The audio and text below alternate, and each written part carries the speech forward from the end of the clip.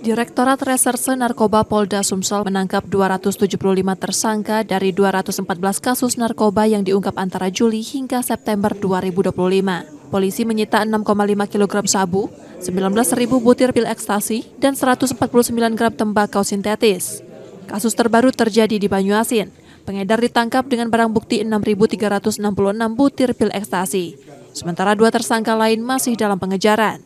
Dalam operasi berbeda di Musi Banyuasin, Muara Enim, dan Banyuasin, polisi terpaksa melumpuhkan 4 tersangka yang melakukan perlawanan saat penangkapan. Jumlah tersangka dan barang bukti yang disita tergolong besar, mengukuhkan Sumsel sebagai juara strategis peredaran narkoba skala besar di Sumatera dengan modus lewat jalur darat hingga perairan. Ada 4 kasus menonjol dengan rincian 3 kasus dengan 4 tersangka ini harus dilakukan